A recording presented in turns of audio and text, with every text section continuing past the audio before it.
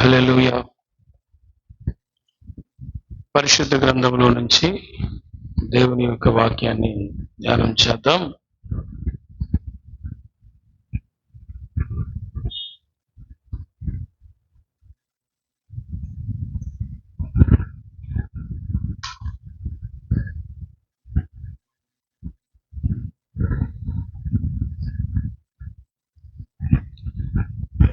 పరిశుద్ధ గ్రంథంలోంచి 2వ రాజుల గ్రంథం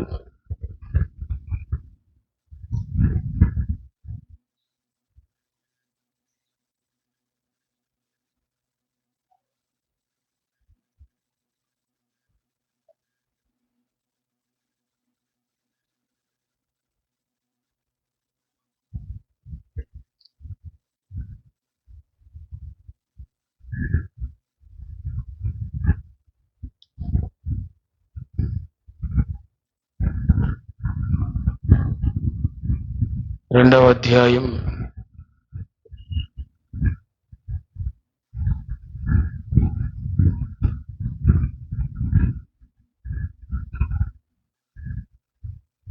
12వ వాక్యం చదువుదాం.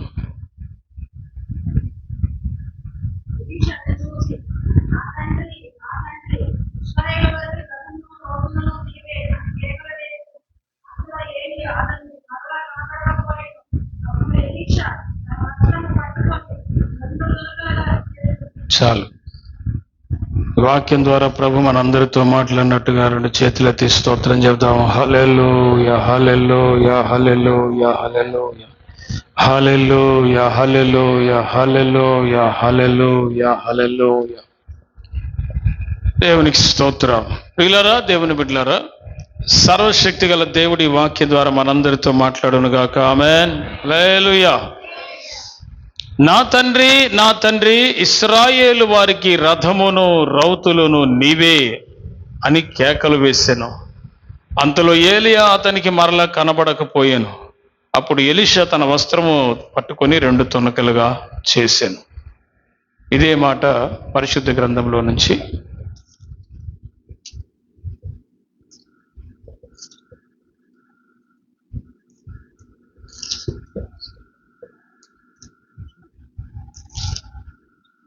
రెండవ రాజుల గ్రంథం 13వ అధ్యాయం 14వ వాక్యం.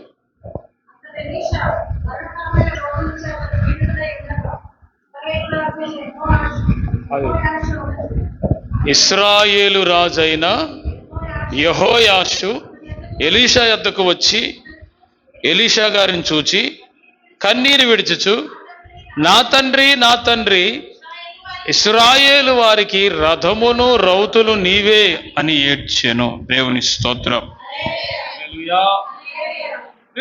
దేవుని బిడ్డలారా, సర్వాధికారి అయిన దేవుడు ఈ మాట 2 చోట్ల రాయించాడు.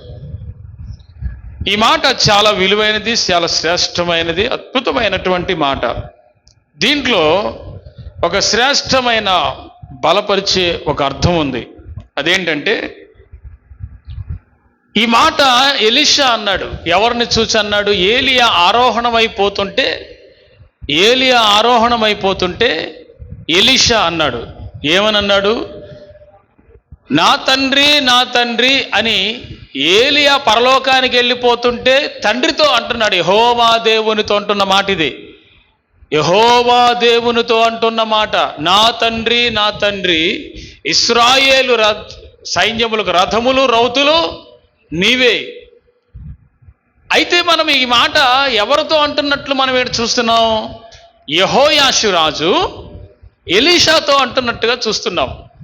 ప్రియులారా, ఇది కొంచెం లోతైనటువంటి అర్థమిచ్చేటువంటి వర్తమానం. కానీ మనసు దగ్గర పెడితే మీకు సులభతరంగానే అర్థమవుతుంది. ఇక్కడ మీరు గమనిస్తే, నా తండ్రి, నా తండ్రి అని ఎలీషా ఏలియా పరలోకానికి వెళ్ళేటప్పుడు అన్న మాటది. ఇశ్రాయేలు ప్రజలకు రథములు రౌతులు నీవే. ఆ మాట దేవునికి వర్తించింది అనుకుందాం, మొదటిది. రెండవది, దాన్ని ఏలియాకి కూడా వర్తించవచ్చు. ఎట్లంటే, ఈయన ఒక ఆత్మీయ తండ్రి. హల్లెలూయా. ఎవరు? ఇశ్రాయేలుకు ఆత్మీయ తండ్రిగా, ఒక గొప్ప సేవకుడిగా ఏలియా ఒక ప్రవక్తగా ఉన్నాడు ఆ దినములో. దిక్సూచి. ప్రవక్త అంటే ఏమి లేదు, దేవుని యొద్ద నుంచి దేవుని యొక్క ఉద్దేశములు, దేవుని యొక్క మాటలు తీసుకొచ్చి ప్రజలకు తెలియజేసేవాడు. హల్లెలూయా. ఈ ప్రవక్త ఆ దినములలో ఇశ్రాయేలుకి నిజమే రథము రౌతుగా ఉన్నాడు. ఆయన ఒక రథముగాను ఒక రౌతుగాను ఉన్నాడు. ప్రియులారా, ఈ రథముగా ఉండటం ఏంటి, రౌతుగా ఉండటం ఏంటి అంటే చెప్తా వివరంగా, జాగ్రత్తగా ఆలకించండి. ఇశ్రాయేలు ప్రజలకు ఒక రథము ఆయన ఏలియా గారు. ఏలియా గారు రథం ఎలా అయ్యాడు? రౌతుగా అని కూడా చెప్పబడింది. ఆయన ఒక రథముగా అంటే దాని అర్థం ఏంటి? దేనికోసం ఆయన ఒక రథముగా అనే పదం వాడాడు అక్కడ పరిశుద్ధాత్ముడు? దానికి ఒక అర్థం ఉందా ఏంటి అంటే ఉంది. పిల్లరా, మీరు ఏదైనా చూడండి, ఒక చెట్టుని చూస్తే చిన్నప్పటి నుంచి దాన్ని పెంచి పెద్ద చేసి, దాన్ని పెంచిన వాడి నరికేసి, దాన్ని సానబెట్టి, దాన్ని మంచి గొప్పగా ఒక రథముగా, ఆ చెక్కతోని రథముగా తయారు చేసి, ఆ రథాన్ని అద్భుతంగా తయారు చేసి దాని మీద రాజులు కూర్చోవచ్చు, లేకపోతే యేసయ్య కూర్చోవచ్చు. చెప్తున్నా అసలు మాట. కానీ ఇక్కడ మీరు గమనిస్తే ఆ రథముగా ఉన్నాడు అంటే అది ఒక అద్భుతమైన ఆత్మీయ జీవితానికి సాదృశ్యం. రథమయ్యాడంటే ఆత్మీయ జీవితానికి తయారయ్యాడని అర్థం. హల్లెలూయా. ఏలియా ఒక ఆత్మ సంబంధమైన రోషము కలిగినటువంటి గొప్ప దైవజనుడు. హల్లెలూయా. ఆ దినములలో ఇశ్రాయేలీయులకు దిక్సూచిగా, మార్గదర్శిగా, యెహోవాయే దేవుడని నిరూపించిన ఒక గొప్ప ప్రవక్తగా ఉన్నాడు. ఆయన ఆత్మీయ స్థితి ఎవడు ఊహించలేనిది, ఆయన ఆత్మీయ స్థితి ఎవడు అంచనా వేయలేనిది. హల్లెలూయా. మీకు విషయం చెప్పనా, ఆయన ఎంత ఆత్మాభిషేకం కలిగిన వాడంటే ఆయన ఒక్క మాట చెప్తే పరలోకం నుండి అగ్ని దిగి వచ్చి శతాధిపతులు, పంచదశాధిపతులు నాశనం చేసి కాల్చేసింది. అంత పవర్ఫుల్ వర్డ్ అయింది. హల్లెలూయా. ఆయన ఒక్క మాట చెబితే అగ్ని ఆకాశం నుండి దిగి వచ్చి పంచదశాధిపతులను 51 మందిని కాల్చేసింది. అట్లా 2-3 సార్లు జరిగింది. అంటే తన నోటి మాట జరుగుతుంది అంటే అసలు ఈ దైవజనుడు ఎంత ఆత్మాభిషేకం కలిగిన వాడు అంటే, ఈ దినముల్లో దైవజనులు కూడా ఏలియా అలాంటి ఆత్మాభిషేకం కలిగిన వారై ఉండి వాళ్ళు చెప్పింది, దైవజనుడు ఇది చెబితే ఇది జరిగేటట్లుగా ఉంటే నిజంగా దేవుని సేవ ఇంకా అద్భుతంగా ఒక రేంజ్లో జరుగుద్ది. హల్లెలూయా. దైవజనులు దేవుని కార్యాలే విశ్వసించట్లేదు. దేవుని కార్యాలు విశ్వసించిన తరం ఒకటి బయలుదేరింది. నీవు ఆత్మ సంబంధమైన రోషము కలిగిన వ్యక్తిగా ఉంటే, నీవు ఒక రథమైతే, ఒక పరిపూర్ణమైన ఆత్మీయ స్థితిలో తయారైన వ్యక్తి అయితే, నీ ద్వారా పరిశుద్ధాత్ముడు పలికించిన మాట దేవుడు స్థిరపరుస్తాడు, దాన్ని జరిగిస్తాడు. అందుకే ప్రార్థనలో ఏకీభించేటప్పుడు మీరందరూ అవును అని, ఆమేనని, జరగాలి అని కోరుకోవాలి. హల్లెలూయా. యేసుప్రభు శిష్యులాగా యెరూషలేము మీదకి అగ్ని దిగి రావాలని కోరుకోవటం కాదు. మనమేం కోరుకోవాలంటే మనం ఆత్మీయ స్థితిలో ఎదిగిన వారమై, రథమై, పరిపూర్ణమైన విశ్వాసులమైతే, పరిపూర్ణమైన దైవజనుడైతే, ఆత్మచేత అభిషేకించబడిన దైవజనుడైతే తన నోటి మాట దేవుడు స్థిరపరుస్తాడు. తన నోటి మాటని రథమవు. ఎంతకాలం అలాగే చెట్టుగా ఉంటావు? నరకబడు. హల్లెలూయా. నరకబడు, ఈ లోకం నుంచి వేరైపో. దేవుని స్తోత్రం. లోకం నుంచి వేరైపోయినా చెట్టు పూర్తిగా సానపడతా ఉంటే, తయారు చేస్తూ ఉంటే, రథంలాగా తయారు చేస్తూ ఉంటే, అద్భుతమైనటువంటి ఆత్మీయ జీవితాన్ని నువ్వు సంపాదించుకోగలిగితే నీ నోటిలో నుంచి వచ్చే ప్రతి జీవం కలిగిన మాటను దేవుడు స్థిరపరుస్తాడు. నా కుటుంబం ఎలా ఉండాలి, నా జీవితం ఎలా ఉండాలి, భవిష్యత్తులో ఎలా ఉండాలి, ప్రభు నువ్వు ఆశీర్వదించి ఆ దిశగా దీవించని నువ్వు ఆత్మీయ స్థితిలో ఎదిగి ఒక రథముగా నువ్వు మార్చబడితే, నీ మీద యేసు ప్రభు వారు కూర్చోగలిగితే, నీలో యేసు ప్రభు వారు కూర్చోగలిగితే నీవు ఆయన్ని ఊరేగించవచ్చు. దేవుని స్తోత్రం. అనగా నీ ద్వారా ఆయనకి మహిమ కలుగుతుంది, నీ ద్వారా ఆయనకి ఘనత వస్తుంది. నువ్వు ఆయన్ని ఊరేగించాలి. హల్లెలూయా. ఈ యొక్క ఎలీషా గారు ఏలియా గారిని చూసి అంటున్నాడు మాట ఏంటంటే, ఇశ్రాయేలు వారికి నీవే రథము, బలము నీవే, వాడిని పరిపూర్ణతలు నడిపించేది నీవే, నువ్వే వెళ్ళిపోతున్నావయ్యా అన్నట్లుగా ఒక భావం వస్తుంది. నీవే రథములు, నీవే రౌతులు. ఈ మాట పక్కనున్న 50 మంది శిష్యులు గుర్తించలేదే. ఆయనకి 50 మంది శిష్యులు ఉన్నారు. ఇంకా ఆ 50 మంది శిష్యులు అవతలుండి చూస్తున్నారు తప్ప, నది అవతల, యోర్దాను నది అవతలుండి ఏం జరుగుతుందో చూస్తున్నారు కానీ ఈ మాట కనీసం అనలేదే. నేనేమంటానంటే ఇక్కడ మీరు గమనించండి, ఈ మాట ఏలియా శిష్యులు అనలేదు కానీ ఏలియా శిష్యులు ఒకడు కూడా యోర్దాను దాటి యువతలకు వచ్చి ఆయన మీద ఉన్న అభిషేకం కోరుకోలేదు, కానీ ఒక ఎలీషా మాత్రమే కోరుకున్నాడు. ఇప్పుడు మీకు చెప్పొచ్చేది ఏంటంటే, ఇదేం సేవకుల గుడికి కాదు, కానీ మీకు ఇందులో మీరు ఒక రథముగా రౌతుగా మీ కుటుంబానికి మీరే మారాలి. ఆమేన్. ఒక సంఘానికి మీరు ఒక రథముగా రౌతుగా ఉండాలి. హల్లెలూయా. దీని గురించి పరిశుద్ధాత్ముడు మీతో మాట్లాడుతున్నాడు. ఏంటంటే, ఆనాడు యెహోయాషు రాజు ఎలీషా ఈ మాట అన్నప్పుడు ఆయన పక్కన ఉన్నాడా? మాట్లాడాలి. ఉన్నాడా? యోర్దాను అవతల యెహోయాషు అసలు రాజు అయ్యాడు అప్పటికి? లేదుగా. యెహోయాషు రాజు లేడప్పుడు, ఆ తర్వాత అయ్యాడు రాజుగా. మరి ఈ పదం యెహోయాషు రాజు ఎలా పలికాడు?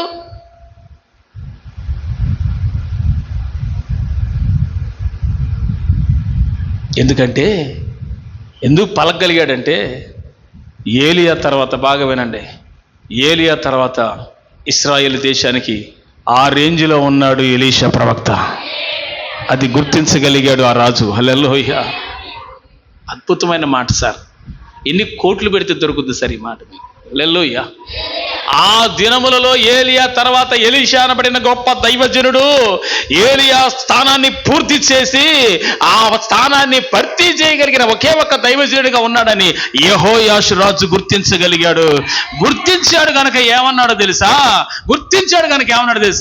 ఓ నా తండ్రి, నా తండ్రి, ఇశ్రాయేలు జనములకు రథములు రౌతులు నీవే మాకు బలము, నీవే మాకు దిక్సూచి, నీవే మాకు గొప్ప ఆత్మీయ తండ్రివి, నీవు ఒక రథమై ఉన్నవాడవు.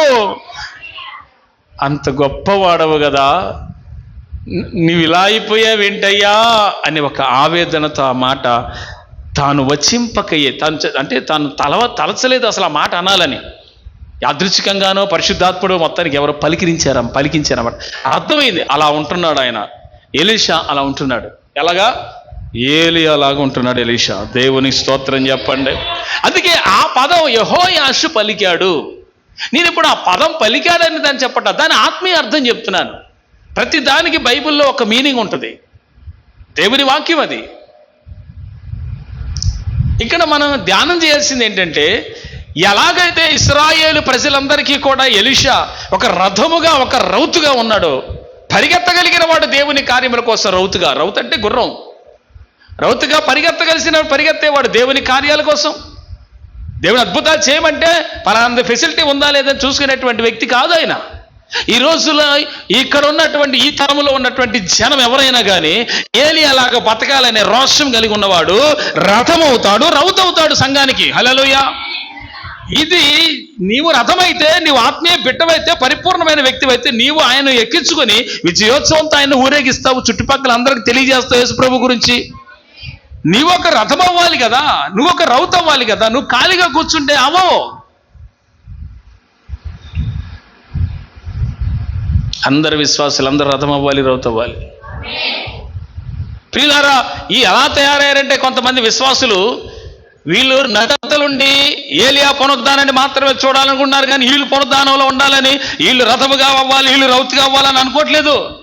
వీళ్ళు కేవలం తిండిపోతులుగా, కేవలం అవసరాలు తీర్చుకునే వాళ్ళుగా నది అవతలే ఉన్నారు. కానీ నది అవతలకు వచ్చి ఎలీషా పొందుకోవటం, ఎలీషా కంటే ముందు వచ్చాం మేము శిష్యులు, నాకు అభిషేకం కావాలనుకోరే. ప్రియులారా, దేవుడు అనాయింటింగ్ అనేది ప్రతివానికి ఇస్తాడు.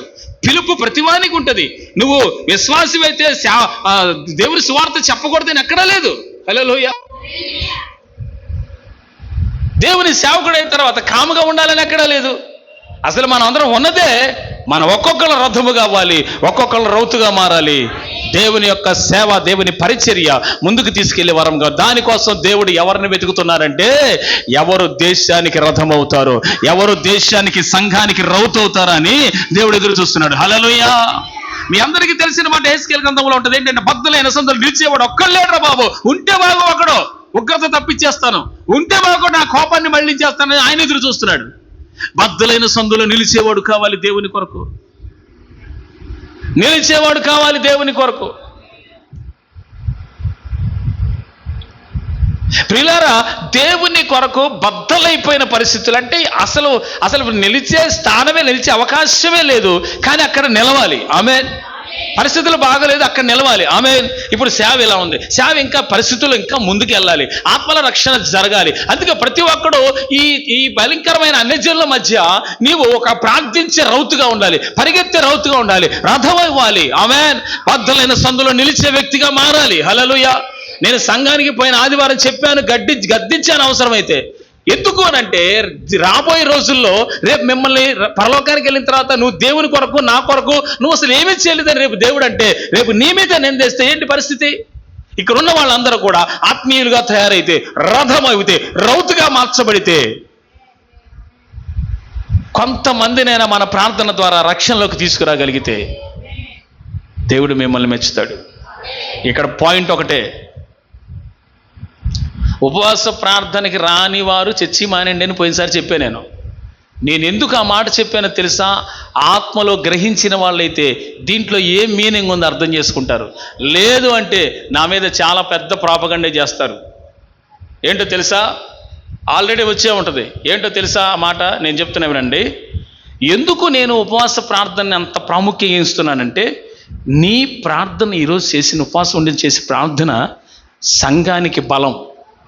ఆయన సేవ విస్తరించడానికి దేవుడు నీ ప్రార్థన వాడుకుంటాడు. నీ ప్రార్థన శక్తిని దేవుడు ఉపయోగిస్తాడు. ఇప్పుడు ఈ ప్రార్థన శక్తి నేను సేవకి వెళ్ళిన చోట మీ ప్రార్థన అక్కడ ఉపయోగపడుతుంది. అది ఒక పవర్ఫుల్గా శక్తివంతంగా ఒక అగ్ని వలె పనిచేస్తుంది. అప్పుడు దేవుడు ఏం చేస్తారంటే నా పక్షా నుండి మీరు చేసిన ప్రార్థన శక్తివంతమై అది ప్రవహిస్తూ ఉంటే ఆత్మల రక్షణ, కొత్త సంఘాలు ఏర్పడి ఆత్మల రక్షణ జరుగుద్ది. కొంతమందికి దీని విషయం తెలియట్లా. అరే దేవుని చిత్తం ఎలా నెరవేర్చాలి, దేవుని చిత్తం ఎలా నెరవేర్చాలి, నేనేం చేస్తే కనీసం నేను ప్రార్థన చేస్తే ఈ ప్రార్థన సేవకు ఉపయోగపడుద్ది అని ఆలోచన. ఎప్పుడు ఏ కాడికి దేవుణ్ణి వాడుకోవటమే మందా, దేవుని కోసం వాడబడద్దా? ఈ గొర్రెల మందకి ఏ కాడికి దేవుడి నుంచే కావాలి, కానీ దేవుని కోసం ఏంటని నిలబడరు.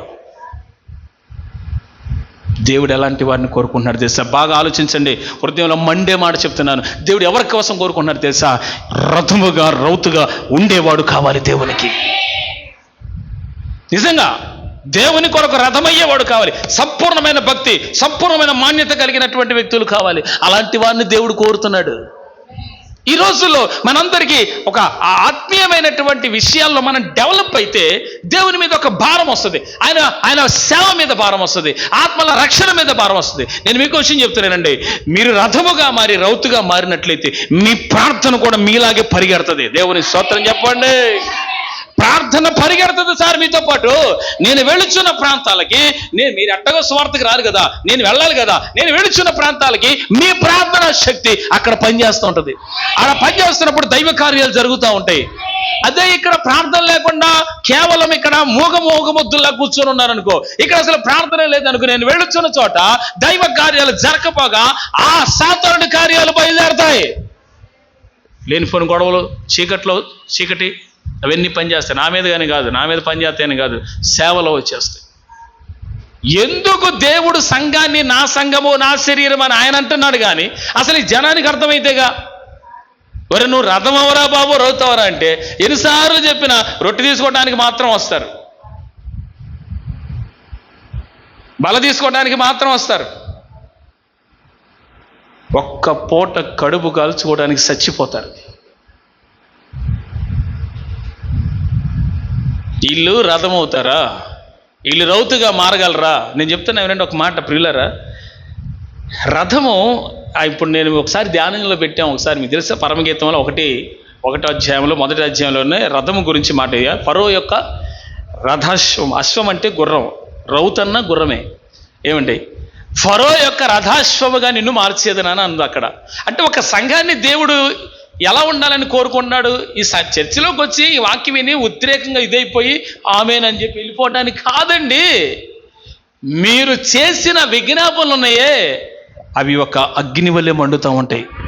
అది సమయం వచ్చినప్పుడు దేవుని కొరకు, దేవుని కార్యాల కొరకు మీ ప్రార్థన ఉపయోగపడుతుంది, అద్భుతంగా ఉపయోగపడుతుంది. అది ఏ మాత్రం కూడా సందేహం లేదు ఇందులో. అందుకే పౌలు అంటాడు, మీ ప్రార్థనల యందు నన్ను జ్ఞాపకం చేసుకోండి అంటాడు పౌలు గారు. ఎన్నో మార్లు చెప్తుంటాడు ఆ మాట. నేను మిమ్మల్ని జ్ఞాపకం చేసుకుంటున్నాను నా ప్రార్థనలో, మీరు నన్ను కూడా జ్ఞాపకం చేసుకోండి ప్రార్థనలో, నా కొరకు మీరు ప్రార్థించండి అని చెప్తాడు. హల్లెలూయా. పరిచర్యల కొరకు, సంఘాల కొరకు మనం ప్రార్థించేవారం అవ్వాలి. హల్లెలూయా. విశ్వాసి అంటే కేవలం ఆదివారం వచ్చి వెళ్ళిపోయేవాడు కాదు. విశ్వాసి అంటే కేవలం ఆదివారం మాత్రమే కాదు. విశ్వాసి అంటే ఎల్లప్పుడూ తన ఇల్లు ఇది. హల్లెలూయా. This is the believers house. హల్లెలూయా. ఇంట్లో కంటే ఎక్కువ ఇక్కడుండేవాడే ధన్యుడు. హల్లెలూయా. ఇంట్లో కంటే ఎక్కువ ఇక్కడుండి విజ్ఞాపనలు చేసి దేవుని కార్యాల కోసం కన్నీరు కార్చే వాళ్ళ కుటుంబాన్ని దేవుడు నిన్ను ఆశీర్వదిస్తాడు. నీ తరాలకి నీ బిడ్డల్ని తలగా ఉంచుతాడు. హల్లెలూయా. తరంలోనే బిడ్డలు తలగా ఉంచుతాడు. హల్లెలూయా. నేను ఒక తండ్రిని చూశాను. ఆ తండ్రి ఎప్పుడు కూడా ప్రియులారా ఏం చేస్తారో తెలుసా, ఒక అతను ప్రార్థన చిన్నప్పటి నుంచి వాళ్ళ పిల్లలు ఎదుగుతున్న దగ్గర నుంచి వాళ్ళ తండ్రి చేసిన ప్రార్థన, ప్రభువా నా పిల్లలకి యూదుల వంటి జ్ఞానం తెచ్చి, ప్రభువా నా పిల్లలకి యూదుల వంటి జ్ఞానం. ఒక్కటే అంశం, పెరిగి పెద్ద అవుతా ఉన్నారు వాళ్ళు. వాడు 10th క్లాస్ అత్యవసర మార్కులతో పాస్ అయినప్పటికీ కూడా కంప్యూటర్ లాంగ్వేజ్ అద్భుతంగా నేర్చుకొని పెద్ద సాఫ్ట్వేర్ ఇంజనీర్ పెద్ద సంస్థల్లో చేరిపోయాడు. ఎందుకు ఇచ్చాడు దేవుడు ఆ జ్ఞానం? ప్రార్థన తప్పిపోదు. ప్రేయర్ ఎప్పటికీ తొలగిపోదు. అది అదృశ్యంగా పనిచేస్తుందని మొత్తుకుంటున్నాను నేను. నా మాట ఎవరింటలేదు అసలు.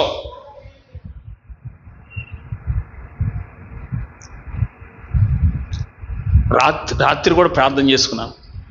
సంఘానికి వినండి బాగా, సంఘానికి ప్రేయర్ విలువ అర్థం కావాలి. When you can't understand the prayer value, then you will not see miracles, then you not see blessings.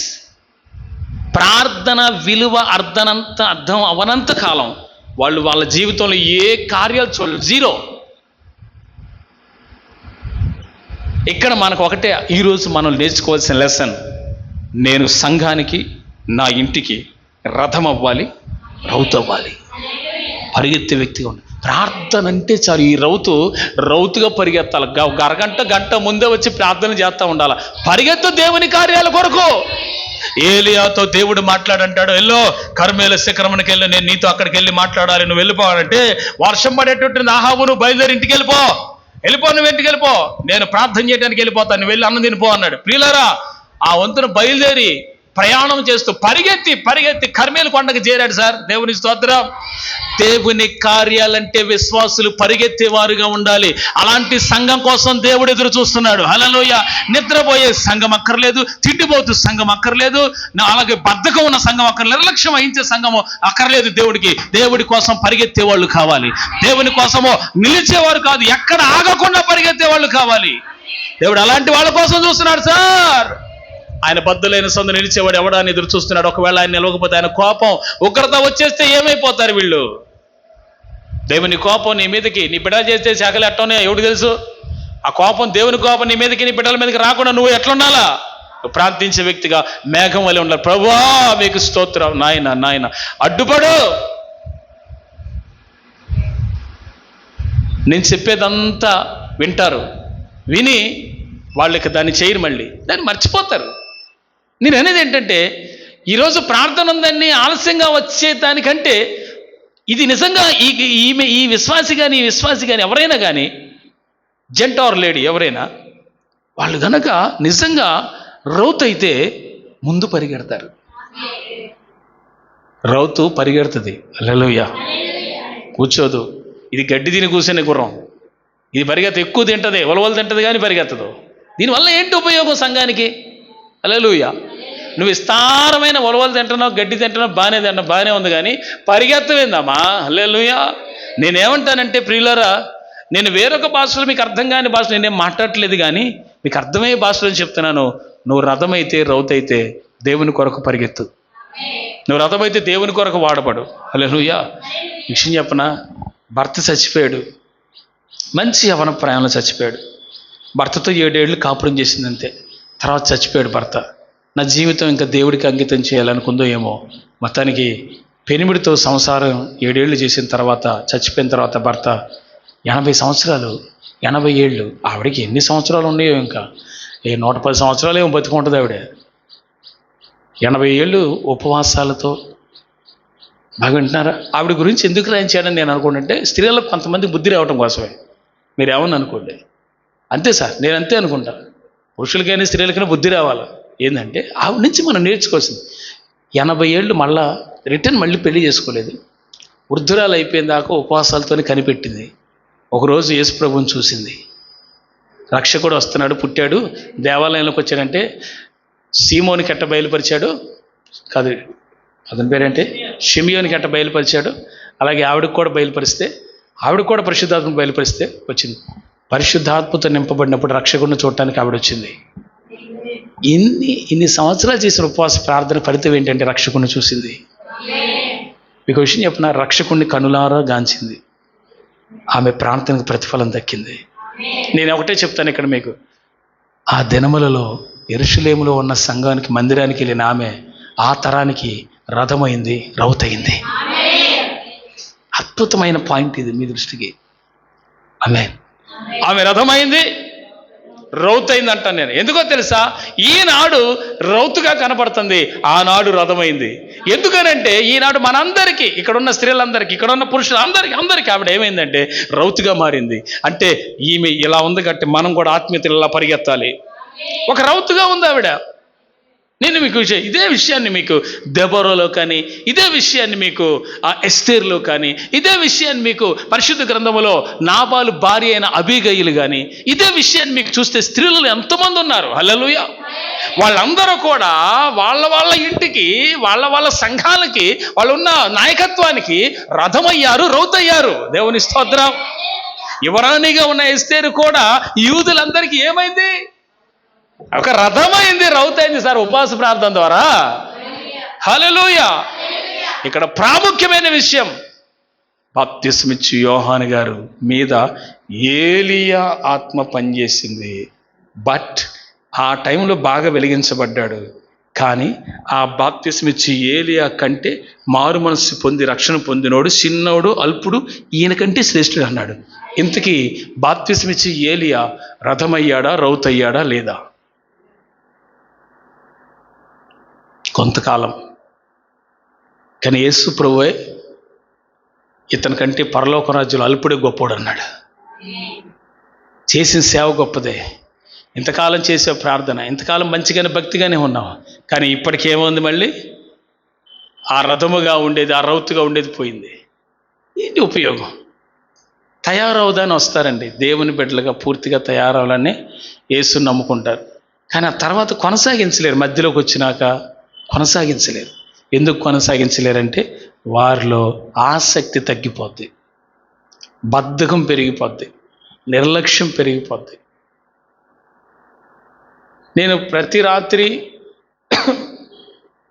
సంఘాల గురించి కానీ, సేవకుల గురించి, ఈరోజు ఏదైనా ప్రార్థనలు ఉంటాయి కనుక నేను ప్రార్థించినప్పుడల్లా సంఘాలన్నిటి గురించి ప్రార్థన చేస్తాను. ఒకవేళ నేను అలా ప్రార్థించకపోతే నేను నా దేవుని దృష్టికి పాపం చేసిన వాడిని అవుతాను. అందుకే 5 సంఘాల్లో ఉన్న బిడ్డలందరి గురించి ప్రార్థన చేస్తాం. ఇవి ఈరోజు కూడా మనం అందరి గురించి చేసాం. నేనేమంటానంటే మనందరం ఈ సంఘాలన్నిటికీ మీరంతా రథముగా, రౌతుగా ఉండాలి. అలా ఉంటే మీరు దేవుని కొరకు పరిగెత్తగలిగితే, దేవుని కార్యాలు పలానా చోట జరుగుతున్నాయి, పలానా ప్రతిష్ఠ జరుగుతుంది, పలానా ఆరాధన జరుగుతుంది, వేరే వాళ్ళు పిలిస్తే పోవటం కాదు, మన ఆరాధనలకి నేననేది ఒక ఆసక్తిగా రావాలి.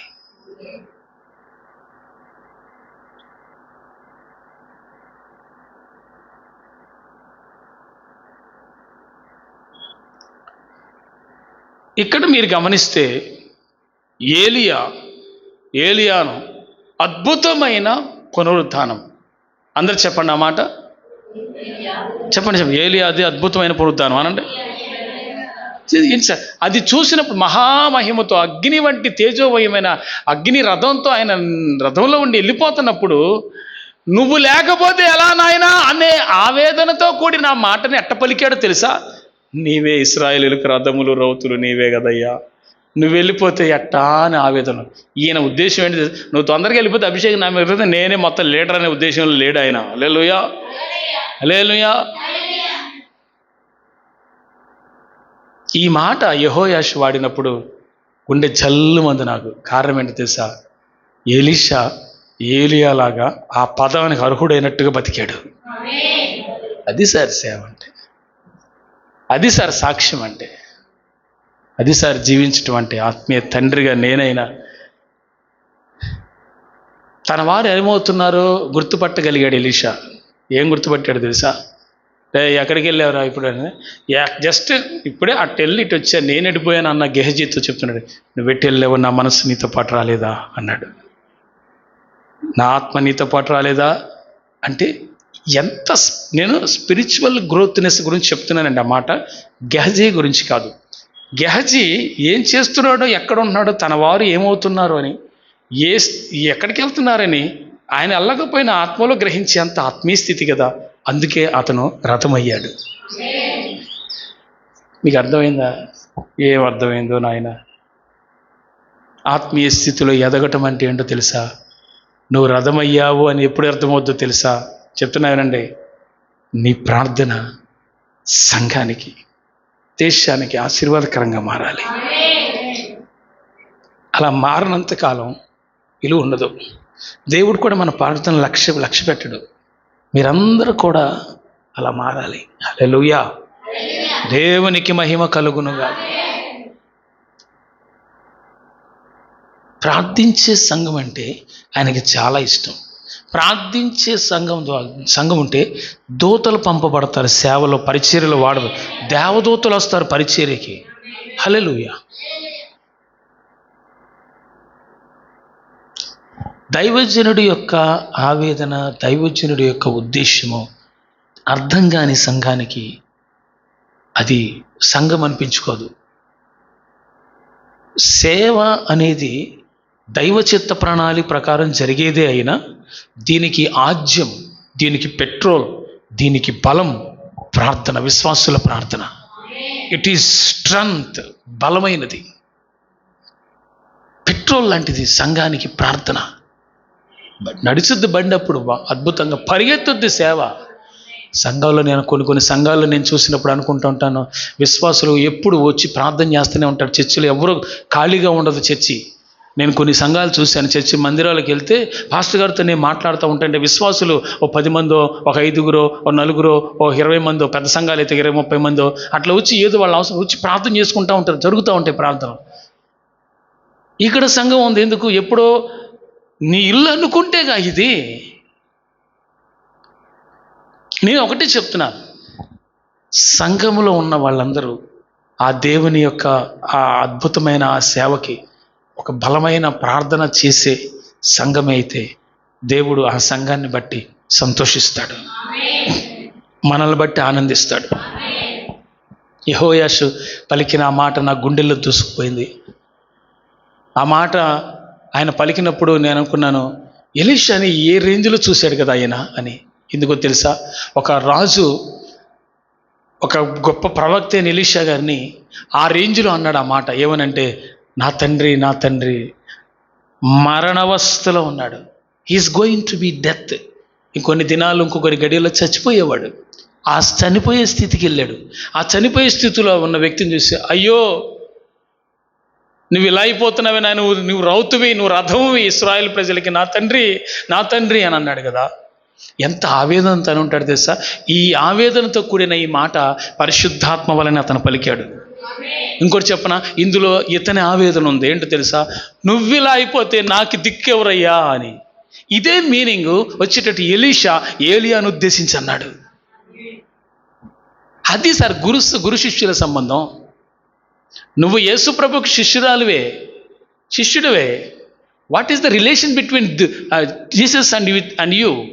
నీకు యేసు ప్రభుకున్న రిలేషను గురు శిష్యుల సంబంధం, తండ్రి బిడ్డల సంబంధం. హల్లెలూయా. తండ్రి బిడ్డల సంబంధానికి గురు శిష్యుల సంబంధానికి తేడా ఉంది తెలుసా? ఏంటో తెలుసా? గురు శిష్యుల సంబంధం నిస్సందేహంగా నేర్పుతాడు ఆయన శిష్యుడు అవ్వాలంటే. నిన్ను ఒక రథముగా చేయడానికి ముందు నిన్ను శిష్యుడు అవ్వాలంటే నిన్ను రథముగా చేస్తాడు, రౌతుగా చేస్తాడు. ఏదైనా కఠినంగా బోధిస్తాడు, అట్లా కాదు ఇలా ఉండాలని చెప్తాడు. బిడ్డగా ఉన్నావు అనుకో, ప్రేమతో ఆదరిస్తాడు. అవన్నీ వేరు, ఇట్ ఈస్ డిఫరెంట్. ఇక బిడ్డగా ఉంటే నీకు అన్నీ తెలుసు ఆయన ఎంత ప్రేమమయుడో. కానీ శిష్యుడిగా ఉంటే మాత్రం చాలా కరెక్ట్గా బోధిస్తాడు. తన దగ్గర ఉన్న శిష్యుల్ని ఒక్కొక్కరిని రథముగా, రౌతుగా ఎప్పుడు చేశాడు తెలుసా? ఆయన వాక్యం, ఇదిగో తండ్రికి ప్రార్థన చేస్తున్నాడు యెహోవా యేసయ్య, నా వాక్యం వీరికి ఇచ్చాను ప్రభువా, నా వాక్యం వీరికి ఇచ్చాను అని అంటాడు. యోహాను సువార్తలు అంటాడు, నా వాక్యం వీరికి ఇచ్చాను. అయితే ప్రభు అంటాడు, ఆ ప్రార్థన అంతా చేసిన తర్వాత శిష్యులతో అంటాడు, నేను పరలోకానికి వెళ్తున్నాను, పరిశుద్ధాత్మని మీ దగ్గర పంపుతాను, ఏంటి ఆయన మీకు సమస్తమును జ్ఞాపకం తెచ్చుతానన్నాడు. హల్లెలూయా. నేను ఏమేమి బోధించానో అవన్నీ పరిశుద్ధాత్ముడే మీకు జ్ఞాపకం చేస్తాడు అని అంటాడు. హల్లెలూయా. అంటే వీళ్ళు రథముగా రౌతుగా మార్చింది హోలీ స్పిరిట్. నేను వెళ్ళిపోవటం వలన మీకు ప్రయోజనకరం, నీకు మరింత యేసు ప్రభు కంటే ప్రయోజనకరమా హోలీ స్పిరిట్? అవునండి, అది ఆ మాట ఆయనే చెప్పాడు. పరిశుద్ధాత్మ నేను వెళ్ళిపోవటం వల్ల మీకు ప్రయోజనకరం. నేను వెళ్ళని ఎడల ఆదరణకర్త మీ వద్దకు రాడు, నేను వెళ్ళిన ఎడల ఆయన్ని పంపుతాను, తండ్రిని వేడుకున్నాను, పరిశుద్ధాత్మను పంపుతాను అని వాగ్దానం ఇచ్చిన పరిశుద్ధాత్మను కుమ్మరించారు కదా పెంతెకొస్తు పండుగ దినమున. ఒక్కొక్కడు ఎట్టొచ్చాడు తెలుసా? ఆ గదిలోనే, ఆ మేడ గదిలోనే రథమయ్యాడు, రౌతయ్యాడు. ఎస్, హోలీ స్పిరిట్ అలా తయారు చేసింది వాళ్ళని. ఎవరు? అపోస్తలు, శిష్యులు మేడగదిలోకి వెళ్ళిన తర్వాత.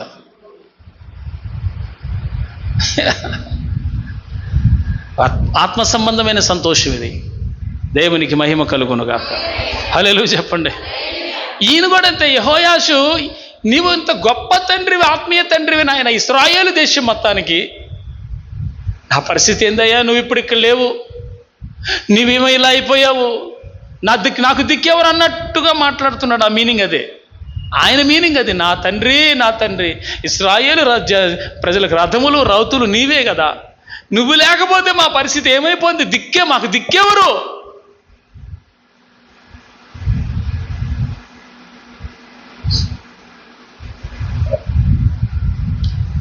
నిజంగా ఒక దైవజనుని ఆత్మీయ తండ్రిగా భావించి బాగా ప్రేమించే వాళ్ళు ఎవరైతే ఉన్నారో ఆ ప్రేమ చాలాసార్లు నేను నోసుకోలేదు. ఎందుకో తెలుసా? కొంతమందికి ఆత్మీయ తండ్రిని ప్రేమించడం రాదు. They can't love because they don't love Jesus. If they love Jesus, they know value of man of God. వాళ్ళు యేసుని నిజంగా అమితంగా ప్రేమించే వ్యక్తులైతే దైవజనుని కూడా అమితంగా ప్రేమిస్తారు. ప్రేమ యేసు ప్రభు మూలంగా కలిగేది.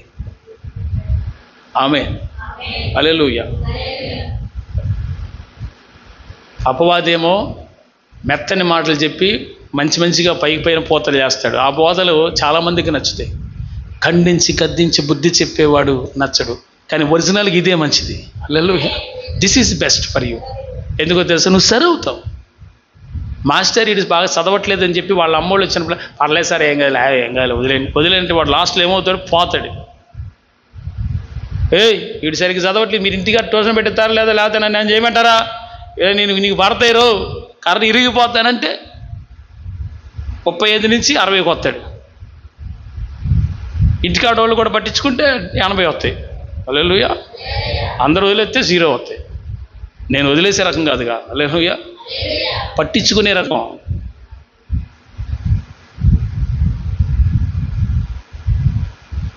ప్రార్థించు చున్నాము దైవమా. ఏది ప్రార్థన? మీ విషయం చెప్పనా? యేసు ప్రభు వారు ఆయన పరలోకానికి వెళ్ళి సింహాసనం మీద, తండ్రి సింహాసనం దగ్గర కూర్చొని ఆయన ప్రార్థన చేయటం ఇప్పటికీ 2000 సంవత్సరాలు దాటిపోయి ఆయన విజ్ఞాపనకర్త శాతనే ఉన్నాడు ప్రార్థన. ఆయన ఏ రోజు ఆపలా. హల్లెలూయా. కానీ మనం మాత్రం అసలు ఎన్నిసార్లు ఆపుంటామో. పొరపాటు నాకు తల తిరుగుతుంది, కళ్ళు తిరుగుతుంది, తలనొప్పి వస్తుంది అనుకో, కడుపులో తిప్పుతుంది అనుకో, పైకి రాకుండా లేను అసలు ఎక్కడ. ఎప్పుడో ఒకసారి డెంగ్యూ జ్వరం వచ్చిన 2017లో పోయి 15 రోజులు 10 రోజులు హాస్పిటల్లో ఉండి ఆడ కూడా తగ్గిన తర్వాత గదిలోంచి బయటకు వచ్చి గదిలో షిఫ్ట్ చేసిన తర్వాత కిటికీ కాడికి వచ్చి బుధవారం ఫోన్ చేసి వాక్యం ఫోన్లో చెప్పా. ఏంది సార్ ఈ పిచ్చి, అందుకు మేలకంటే కొంచెం రెస్ట్ తీసుకొని ప్రాణం కంటే ఎక్కువైందిరా అనుకోవచ్చుగా. గొప్పతనాల గురించి కాదు, సంఘం అంటే అంత పట్టించుకోవాలి అని అంటున్నాను. మేము ఎప్పుడు రెస్పాన్సిబిలిటీగానే ఉంటాం. విశ్వాసులు ఉంటున్నారా, ఇది నా చర్చి, ఇది నా ఇల్లు, నా తండ్రి ఇల్లు, ఇది అని అనుకోవాలి. హల్లెలూయా. రాధములు కాదు, రౌతులు కాదు, నువ్వెవరు పోయానంటే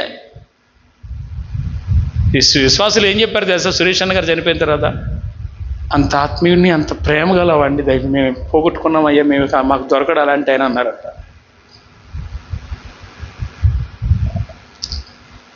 దైవజనుడు యొక్క వాల్యూ అర్థం కానంత కాలం సంఘంలో లేక విశ్వాసులకి ఏంటి ఆ వాల్యూ అర్థం కానంత కాలం ఆ రిలేషన్ ఉండదు. దైవజనుడికి విశ్వాసులకి మధ్యలో ఉండదు, పోద్ది.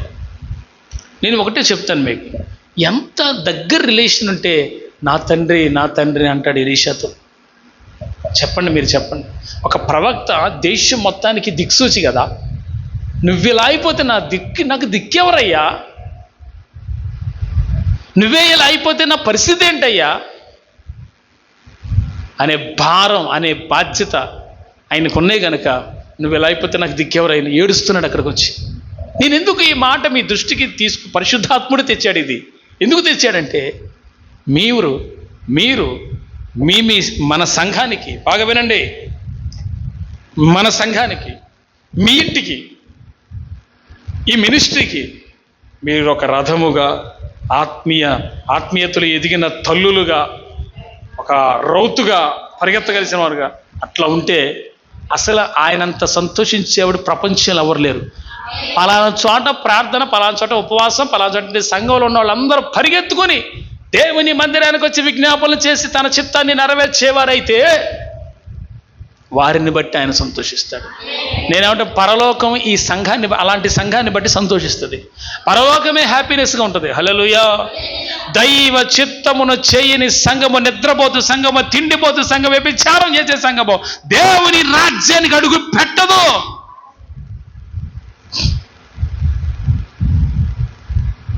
Never come. విశ్వాసులందరూ తయారవలసిన తీరు చెప్తున్నాను ఏంటంటే, he is our beloved father, spiritual father. ఇదిగో ఈయన నా ఆత్మీయ తండ్రి అని గుర్తుపట్టాలి.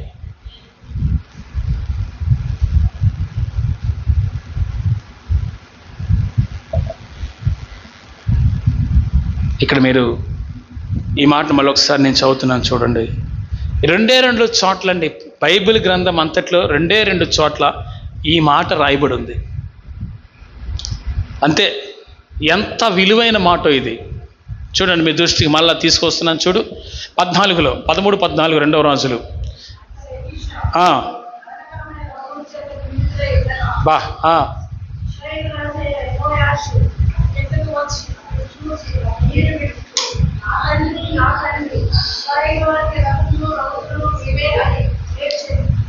ఆగండి. ఈ పదం పలికిన తర్వాత ఆయన ముందు అసలు ఏమొచ్చింది? టీయర్స్, కన్నీరు వచ్చింది. ఏడ్చాడంట. ఏడ్చి ఆ దైవజనుడి దగ్గరికి వచ్చి అంటాడు, నీవే రథములు, నీవే రౌతులు అన్నప్పుడు అక్కడ ఆత్మీయ తండ్రి ఏం గుర్తించాడు తెలుసా? అసలు సిచ్యువేషన్ ఆయన చెప్పలేదు అక్కడ. చూడండి, అసలు సిచ్యువేషను చెప్పాడా రాజు? సిరియనుల దండు నా మీదకు వచ్చింది. అమ్మా, అక్కడ రాయబడి ఉందా? సిరియనుల దండు నా మీదకు వచ్చింది, నన్ను నువ్వే ఆదుకోవాలి ఇప్పుడు అన్నాడా? ఆత్మీయ తండ్రి కనుక ఆయన మాటలో ఉన్న ఆవేదన గుర్తించాడు ఫస్ట్. రెండోది, అంత మరణ పడకలో ఉన్న ఆత్మలో గ్రహించగలిగాడు ఈ సిరియనుల దండు ఇతని మీదకి వస్తుందని పరిశుద్ధాత్మ వలన తెలుసుకోగలిగాడు. హల్లెలూయా. The prophet of Elisha, he's know what happen his kingdom. ఆ ఇశ్రాయేల్ దేశంలో ఏమవుతుందో ప్రవక్త ఎలీషా మరణ పడకలో ఉన్నా అర్థం చేసుకోగలిగాడు పరిశుద్ధాత్మ వలన. హల్లెలూయా. వెంటనే ఏమన్నాడు చూడండి, అందుకు ఎలీషా, ఆగో, వింటిని బాణము, అంటే బాణం వేసేది అది కూడా తీసుకో అన్నాడు. 2 తీసుకోమన్నాడు. తీసుకున్నాడు. ప్రవక్త ఏం చెప్పాడు? వెంటనే చేశాడు. తీసుకున్నాడు. తర్వాత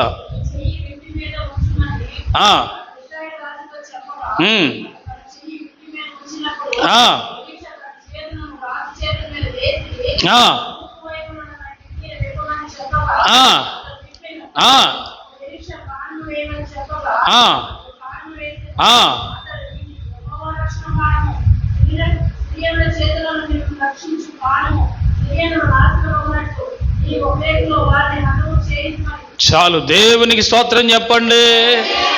అది యెహోయాషు రాజు దగ్గర ఉన్నంతసేపు మామూలు బాణమే, గాంధీవం అని కూడా అంటారు దాన్ని. మామూలు బాణమే, మామూలు వింటే. కానీ ప్రవక్త ఇతని ఆవేదన గుర్తించి నీ బాణం తీసుకొని నీ వింటి తీసుకోని అన్నప్పుడు, తీసుకున్నప్పుడు ఎదురుగా ఉన్న కిటికీ తీ అన్నాడు. తీశారు. తీసినప్పుడు ఎలీషా గారు తన చెయ్యి ఆ వింటి మీద, ఆ రాజు చేతి మీద పెట్టాడంట. దేవుని స్తోత్రం చెప్పండి. అంటే ఇక్కడ దాని అర్థం ఏంటి? ఇతడు మరణ పడకలో ఉన్నాడు, అయినా కానీ విజయము ఆ సేవకుడు ఏది చెప్తే అది దేవుడు ఇస్తాడు. ఆమేన్, హల్లెలూయా.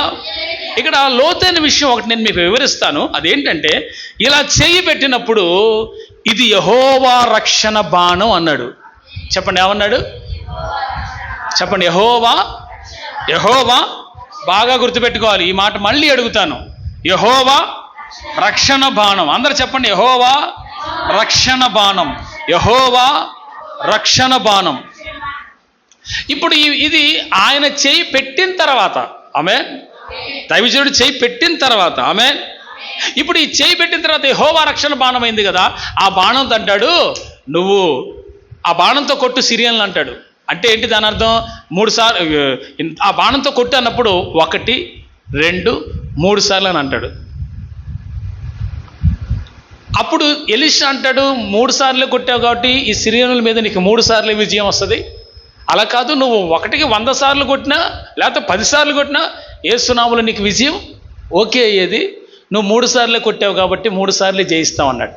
పిల్లరా, అంటే దైవజనుడు ఏది చెబితే అది జరగటానికి సిద్ధంగా ఉన్నప్పుడు నువ్వు ఎన్నిసార్లైనా శత్రువులు లయపరచబడాలనే ఆకాంక్షతోనే శత్రువు పోయేటట్టు నీకు ఆ కాన్సెప్ట్ మీదే ఉండాలి. కానీ 2 సార్లు 3 సార్లు కొట్టి మేల్కొని ఊరుకుంటేట విజయం కావాలి అంటే శత్రువు పూర్తిగా లయమైపోవాలేటట్టు నువ్వు బాణం విసిరాలి. అంటే ప్రార్థనా శక్తి అనేది కొంచెం చేస్తే సరిపోదు, అది విస్తారంగా చేయాల్సిన అంశము. అవతల శత్రువులు పోవాలి, నీ కుటుంబం మీద ఏలుబడి చేస్తున్న చీకటి శక్తులు పోవాలి, నిన్ను కుటుంబంలోని నరకంలోకి సమస్యల్లోకి నెట్టేస్తున్న దురాత్మలు పోవాలి. నువ్వు ఆ బాణం 3 సార్లు కొట్టడం కాదు, శత్రువు మీద పూర్తిగా విజయం వచ్చేదాకా. నిర్గమాకాండంలో ప్రత్యక్షమైన అమాలేకీయులు మరలా సమూయేలు 1 గ్రంథంలో చూసాం. అవునా కాదా? అంటే వాళ్ళు లయమైపోలా, పూర్తిగా ఉంటారు, వాళ్ళు బతికే ఉంటారు, ఎప్పుడు యుగమాంతం వరకు ఉంటారు. అసలు వీళ్ళందరినీ కలిపి అగ్నిగుండం వేసే రోజు ఒక రోజు ఉంది. దేవుని స్తోత్రం. శాశ్వతంగా సైతాన్ని, వాడి దేవదూత, వాడి శపించబడిన దేవదూతల్ని, తర్వాత అమాలేకీయుల బ్యాచ్ మొత్తాన్ని అగ్నిగుండంలో ఒక రోజు మొత్తం శపితమైన వాళ్ళందరినీ వేసేస్తాడు. ఇక్కడ మీరు గమనించాల్సింది 3 సార్లు కాదు, శత్రువు లయమైపోవాలంటే నువ్వు ఒక రథముగా, నువ్వు రౌతుగా మారినట్టయితే ఇలాంటి బాణాలు 3 సార్లు కాదు, శత్రువు పోయేదాకా నువ్వు కొడుతూనే ఉండాలి వాడిని. ఈరోజు ప్రార్థన చేసి ఈరోజు ఆపేయటం కాదు, రేపు ఎల్లుండి చేసి ఆపేయటం కాదు, 2 రోజులు చేసుకుని 4 రోజులు చేసుకుని 10 రోజులు ఆపేయటం కాదు. ఆమేనని చెప్పండి, గట్టిగా స్తోత్రం చెప్పండి. ఇక్కడ మీరు రండి, రాజుల 2వ గ్రంథం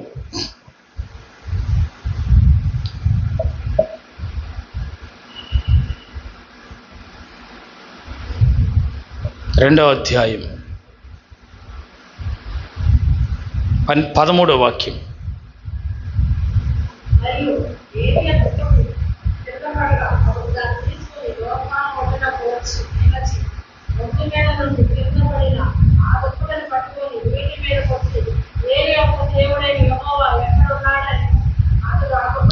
ఆగండి 13, 14లో 13 చదివారుగా. మరియు ఏలియా దుప్పటి కింద పడగా అతడు దాన్ని తీసుకొని యోర్దాను ఒడ్డుకు వచ్చి నిలిచాడు.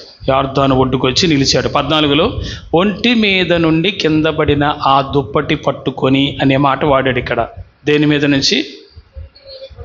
ఎక్కడి నుంచి? తర్వాత 13లో ఏమన్నాడు? ఏలియా దుప్పటి క్రింద పడగా అని అన్నాడు. 14లో ఏమన్నాడు? ఒంటి మీద నుండి కింద పడిన ఆ దుప్పటి పట్టుకొని నీటి మీద కొట్టి. చెప్పండి ఇదేంటి? ఎందుకని పరిశుద్ధాత్మ దేవుడు 2 రకాలుగా రాయించాడు అక్కడ? 2 కాదు, ఒకటే దుప్పటి. ఆయన వేసుకున్న కంబళ్ళు ఒకటే, 2 రకాలుగా రాయించాడు. ఎందుకు రాయించాడు? నేనేమంటానంటే ప్రియులారా, పరిశుద్ధాత్మ దేవుడు 2 రకాలుగా రాయించిన మీనింగ్ ఒకటే ఉంటుంది, అర్థం ఒకటే. ఆ సందర్భాన్ని బట్టి ఒకటే అర్థం వస్తుంది అక్కడ. కానీ ఈ వాక్యంలో అంటాడు ఏలియా దుప్పటి అని మెన్షన్ చేశాడు. 14లోనేమో ఒంటి మీద నుంచి పడిన దుప్పటి అని అన్నాడు. అంటే ఆ దైవజనుడి మీద నిలిచి ఉన్న అభిషేకం యొర్దాను నీటిని కొడితే పాయలైతే కనపడింది. ఏలియా హ్యావ్ ఏ అనాయింటింగ్, అదే అభిషేకం. చూడండి ఒకసారి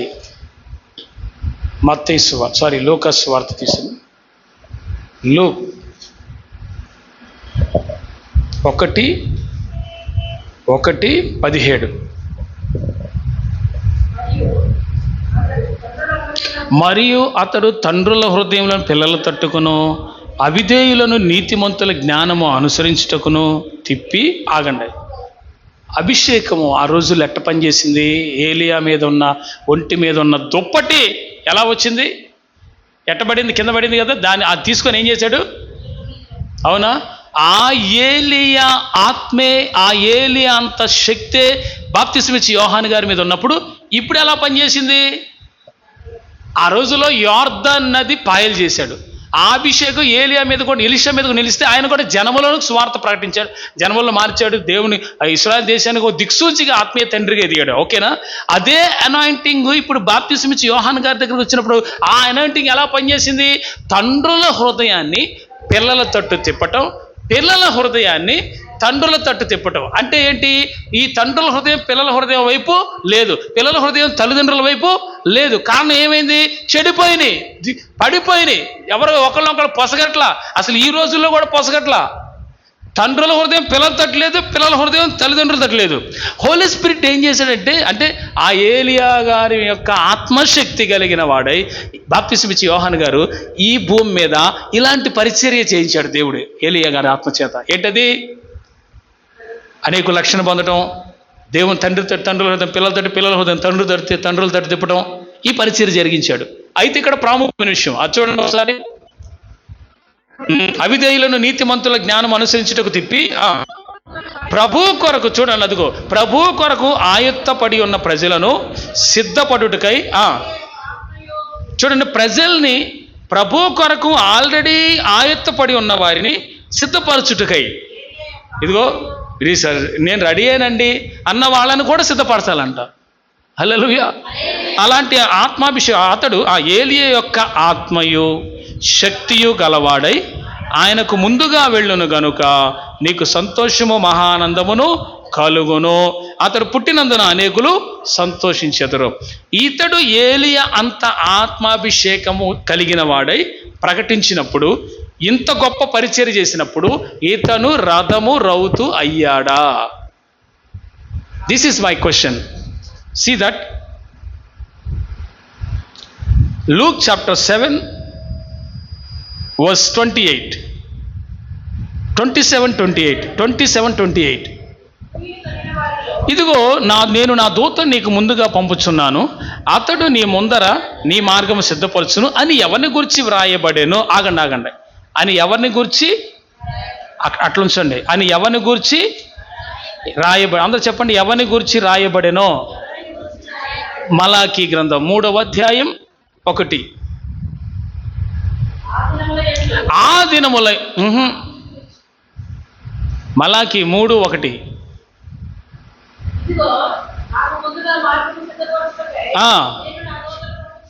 చాలు, ఆయన గురించి రాయబడింది అన్నానే. మలాకీ 3:1 రాశారు. ఎవరి గురించి? బాప్తిస్మిచ్చి యోహాను గురించి మలాకీ ప్రవక్త ముందుగా రాశాడు. ఆయన గురించి ఇక్కడ రాయబడి ఉన్నట్టుగాని ప్రభువైన యేసే మరలా ఎత్తిపట్టి లూకా సువార్తలో మాట్లాడుతున్నాడు. ఎవరి గురించి? బాప్తిస్మిచ్చి యోహాను గారి గురించి మాట్లాడుతున్నాడు. ఎవరి గురించి ముందు రాయబడెనో అతడే ఈ యోహాను అని అంటాడు. హల్లెలూయా. అయితే ఇప్పుడు ఏంటి, ఆయన ఏమయ్యాడు? ఒక నావి చూడండి. నేను ఇలాంటి కాదు, చాలా ఉన్నాయి. ఎవరు రౌతయ్యారో ఎవరు అవ్వలేదు. ఒకటి, యోహాను గారికి జకరియా ఎలిజబెత్లకు పుట్టాడు, అవునా? వాగ్దాన పుత్రుడు ఎవరు? బాప్తిస్మా ఇచ్చే యోహాను వృద్ధాప్యంలో పుట్టాడు, అవునా? జకరియా గారికి 80 సంవత్సరాల వయసు. ఆయన భార్య ఎలిజబెత్కి ఒక 10 ఏళ్ళకి 70 వేసుకో చెప్తున్నా మాట వలస. ఏంటి అప్పుడు గర్భం ఉడికిపోయింది ఆవిడకి, లేదు. కానీ వాగ్దానం వల్ల గబ్రియల్ దేవదూత వచ్చి మందిరంలో చెప్పడం వల్ల పుట్టాడు, అవునా కాదా? అంటే ఒక ప్రవచనం మేరకు, దేవుని నిజ దర్శనం మేరకు, దేవుని ఎన్నికలో ప్రవక్త లేఖనాలు ప్రవచించాడు. దాని మేరకు అంత నెరవేర్చుటకు.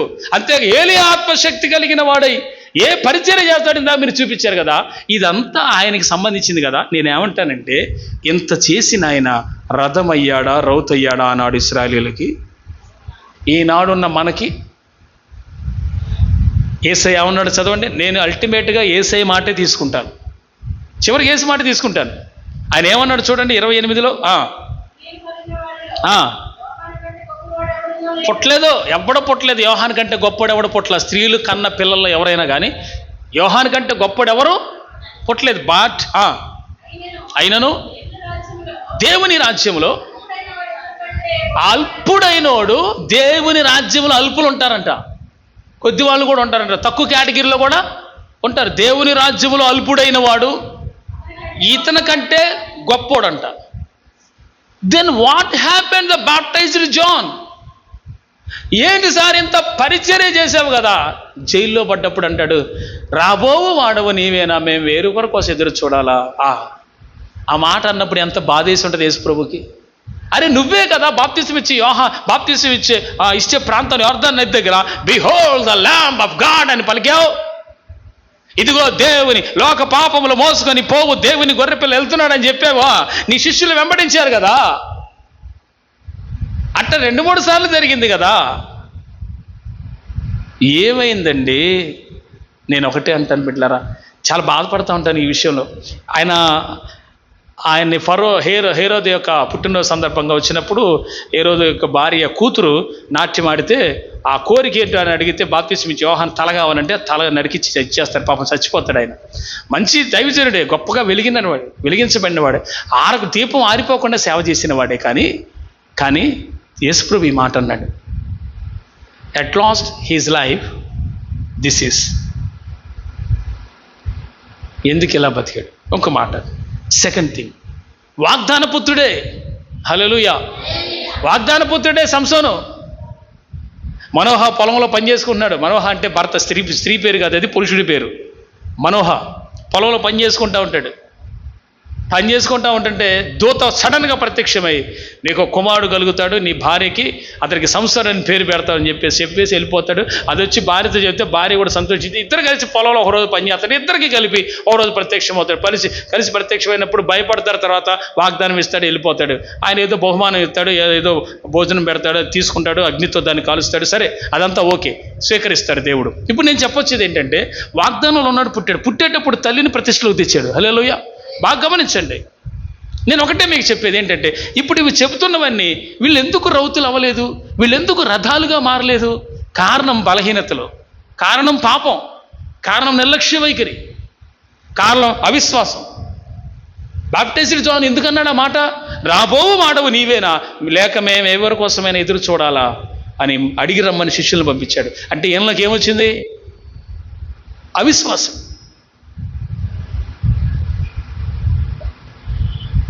ఈయనే ఏం చెప్పాడు యేసుప్రభు గురించి?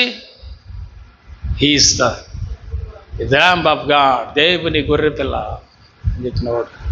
ఆత్మ పోతే ఏముంటుంది సార్? సున్నా. ఆయననే కాదండి, ఆయన గొప్ప సేవ చేశాడు, గొప్ప సమర్పణ కలిగిన వాడు. అరణ్యంలో ఆయనలాగా ఉపవాసం ఉండి ప్రార్థన చేసుకుని సమర్పణ కలిగిన వాళ్ళు ఎవరు లేరు సార్. అసలు అద్భుతమైన సమర్పణ అయింది కాదని మనం అనడానికి వీల్లేదు. అద్భుతమైన సేవ. ఆయన పాదాల దగ్గర కాలి గోటికి కూడా మనం పనికిరాం, అంత గొప్ప సమర్పణ అయింది. బట్ యేసయ్య అంటాడు, పరలోక రాజ్యం అల్పుడు ఈయనకంటే గొప్పడు అన్నాడు. ఈయనకంటే. చూసండి ఏమైంది సార్, ఏమయ్యారు? రథములుగా రౌతులుగా ఉండాల్సిన వాళ్ళ పరిస్థితి నేటి సంఘములు ఎలా ఉంది? నీ పరిస్థితి సంఘానికి కానీ కుటుంబానికి కానీ రథముగా రౌతుగా మారాల్సిన నీ పరిస్థితి ఇప్పుడు ఎట్టుంది? పరిశీలన చేసుకోండి అందరూ. లేదు, ఒకవేళ ఉన్నావా అయితే నీ వల్ల సంఘానికి ఉపయోగం, నీ వల్ల దేవునికి ఉపయోగం, నీ వల్ల సేవకు ఉపయోగం, నీ వల్ల కుటుంబానికి సంతోషం, నీ వల్ల కుటుంబానికి ఆశీర్వాదం, నీ వల్ల సంఘానికి దీవెన. అద్భుతమైన కార్యం ఇది. హల్లెలూయా. మరి ఏమైంది సార్? ఏమైందమ్మా? ఏం లేదండి, ఒకటే జరిగింది. దేవుడు ఇష్టపడనివి నీలోకి వస్తే రథం కాదు కదా, చిన్న పుల్ల కూడా అవ్వలేవు నువ్వు. మ్యాటర్ అది. ఇక్కడ మీకు దృష్టికి సంసోను గురించి చెప్తున్నాను కదా. ఈయన ప్రతిష్టలో పుట్టడానికి తల్లిని ప్రతిష్టలోకి తెచ్చాడు. ద్రాక్ష వల్లికి, ద్రాక్ష తీగకి పుట్టింది ఏదైనా నువ్వు తినకూడదు అన్నాడు తల్లిని. తల్లి ప్రతిష్టలో ఉంటేగా, తల్లి ప్రతిష్టలో ఉంటేగా. ఎందుకు ఈనాడు తల్లులు ప్రతిష్టలో ఉండట్లా? కారణం ఏంటి? పాపం, బలహీనతలు, శాపం, రోగం, అనేక రకాల సమస్యలు, బాధలు నిండిపోయి ఉంది. ప్రతిష్టలో లేదు. నేనంటాను, ప్రతిష్టలోకి తల్లి ఉంది అంటే ఆమె కొడుకు ప్రతిష్టలో పెరగడా? మాట్లాడరే. పుట్టాడు. ఆవిడ పాపం కొడుకు కోసం ఏమేం మానేసిందో, అపవిత్రమైన అన్నీ మానేసింది. అంటున్నావమ్మా? కొడుకు కోసం అన్నీ మానేసింది. తల్లిని ప్రతిష్టలోకి తెచ్చాడు దేవుడు. అమ్మో, చాలా టైం అయిపోయింది. అయితే లాస్ట్ మాట ఇంక చెప్పని అయిపోయింది, ముగించి చెప్తాను. ఇంకోటి కూడా చెప్తున్నా. ఇక మీదటి నుంచి ఎవరు వస్తున్నారో ఎవరు రావట్లేదో రావాలని కానీ ఎవరికి ఏమి చెప్పను. ఈ మాట రాసి పెట్టుకోండి. మీరు ఉపవాస ప్రార్థనకి రండి అనే మాట నేను వాడను ఇక నుంచి. ఎందుకంటే ఎందుకు వాడిన అనేది నేను చెప్తాను తర్వాత. ఆడకూడదు, ఇక అనవసరం. వచ్చావా నువ్వు మేలు పొందుతావు, నువ్వు రథముగా రౌతుగా మార్చబడతావు. రాలేదో నువ్వే క్లోజ్ అయిపోతావు. నాదే ఉంది సార్, నాదే ఉందమ్మా. ఇక్కడ చూడండి, ఈయన ప్రతిష్టలో నుంచి పుట్టాడు. ఆమేన్. నా ఆత్మ అతనిలో ఉంటుంది అన్నాడు. హల్లెలూయా. పుట్టినప్పటి నుంచి నా ఆత్మ అతని మీద ఉంటుంది అన్నాడు. హల్లెలూయా. ఆ గర్భంలో వేయబడిన నుంచి నా ఆత్మ అతనితో ఉంటుంది అన్నాడు. హల్లెలూయా. బాప్తిస్మిచ్చే యోహాను గారు కూడా ఎలిజబెత్ కడుపులో పడించి నా ఆత్మ చేత నింపబడతాడు అన్నాడు. హల్లెలూయా. హల్లెలూయా. బయటకు వచ్చాడు. కొంతకాలం యవన ప్రయాణం రాకముందు వరకు తల్లిదండ్రుల మాట అద్భుతంగా విన్నాడు. యవన ప్రయాణంలోకి వచ్చిన తర్వాత బలం ఏంటి అర్థమైన తర్వాత జుట్టు కత్తిరి చేయలేదు ఆయనకి. కత్తిరి రానిలా ప్రతిష్టలో పెరిగాడు, పవిత్రతలో పెరిగాడు. పెరిగిన తర్వాత సంసోను ఆ దెలీలాను ఒక వ్యభిచారిని చూసి, ఒక స్త్రీని చూసి ఆమెతో పాపం చేసి తనకున్న అభిషేకాన్ని, పవిత్రత మొత్తం పోగొట్టుకున్నాడు. ఆవిడ కత్తిరించింది జుట్టుని. నీ బలం ఏడుందంటే చెప్పాడు, కత్తిరించేసింది. అవుట్. బలం మొత్తం పోయింది, ప్రతిష్ట మొత్తం పోయింది. తల్లి ప్రతిష్టలో ఉంది, కుమారుని ప్రతిష్టలోనే కన్నది. ఈయన కొంతకాలం ప్రతిష్టలోనే ఉన్నాడు. చేసాడు పాపం, దుర్మార్గత పోయింది. ఇశ్రాయేలు దేశం మొత్తానికి అతడు ఒక రథము రౌతుగా ఉండాల్సినోడు ఏమయ్యాడు? పోయాడు. ఇంకోటి చెప్పనా, ఈ పాపం చేయటానికి ముందు పనిచేసిన అభిషేకం 2-3 విధాలుగా ఉంటుంది, అద్భుతంగా ఉంటుంది. ఫిలిస్తీన్ల యొక్క గేట్లు చాలా పెద్దవి. రాజ్యానికి వెళ్ళే గేట్లు, లోపలికి వెళ్ళే గేట్లు చాలా పెద్దవి. ఇతనుకున్న అభిషేకం ఎంత గొప్పదో తెలుసా? పెద్ద గేట్లను ఇట్ట పట్టుకొని ఊపి ఓడ తీసాడంట. పెద్ద గేట్లు ఓడ తీసి ఎదురుగా ఉన్న కొండకి ఇసిరేసాడంట. మామూలుడు కాదు. చచ్చిపోయే టైంలో దాగోని గుళ్ళో, ఆ దేవత దగ్గర గుళ్ళో ఏదైతే ఉందో ఆ గుడి స్తంభాన్ని పడగొట్టాడు అవతలకని. చచ్చిపోయాడు చివరికి. అంతకుముందు చాలా చేశాడు. కుంట నక్కలను పట్టుకోవటం, ఫిలిస్తీన్లు గాడిద పచ్చి దవడేముతో 1000 మంది ఫిలిస్తీన్లు చంపటం ఏం మామూలుగా ఉన్నాయా సార్? అసలు మామూలుగా ఉన్నాయా? చరిత్ర, హిస్టరీ, అభిషేకం ఉన్నప్పుడు హిస్టరీ ఏ రేంజ్లో ఉంది? ఇప్పుడు పరిశుద్ధాత్ముడు మీతో మాట్లాడుతున్నాడు. ప్రార్థన చేసుకున్నప్పుడు ఎంత బలంగా ఉన్నావు, ప్రార్థన తగ్గిన తర్వాత ఎట్లున్నావు, ఇది మీకు క్లారిటీ వస్తే నీకు అర్థమైపోద్ది ఈరోజు నువ్వు వచ్చినందుకు. హల్లెలూయా. గాడిద దవడెముకతో 1000 మందిని చంపి ప్రార్థన చేస్తే లేహిలో గోతిని దేవుడు చీలితే అదే చీల్చేసాడు, దేవుడు చీల్చాడు. నీళ్ళు వచ్చినాయి, తాగిని సంశేరుగా బయటికి వెళ్ళిపోయాడు. సింహం వచ్చి సింహం నువ్వు చీల్చే అవుతలేదు సార్. హల్లెలూయా. ఏ రేంజ్ కార్యాలు సార్. హల్లెలూయా. దావీదు ఇశ్రాయేలు దేశానికి 40 సంవత్సరాలు రథముగా రౌతుగా ఉన్నాడు. 40 ఏళ్ళు అతను నిలిచాడు. నిలిచినట్టు చెప్పాలా? దేవుని స్తోత్రం. 7 ఏళ్ళు యూదా మీద, మిగతా 33 సంవత్సరాలు ఇశ్రాయేలు దేశం మొత్తం 40 ఏళ్ళు రాజుగా ఉన్నాడు.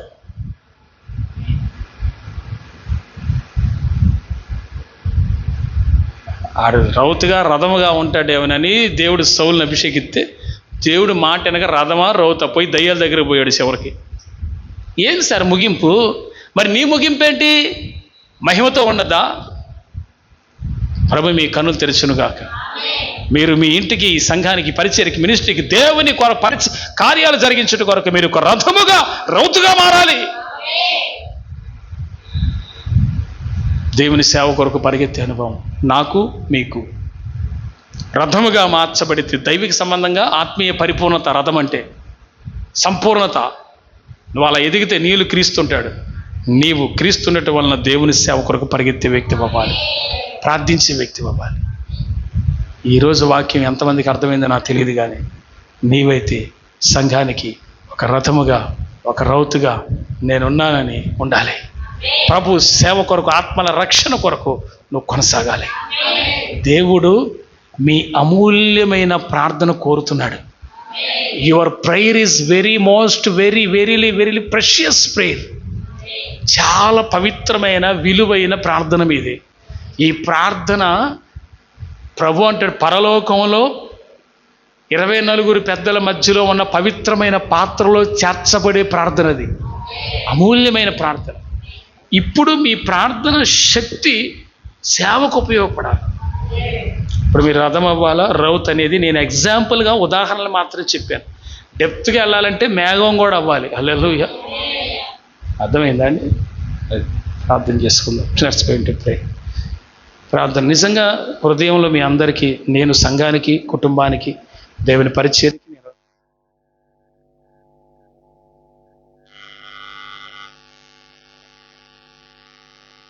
ప్రేమగల పరిశుద్ధ తండ్రి, థ్యాంక్ యూ జీసస్.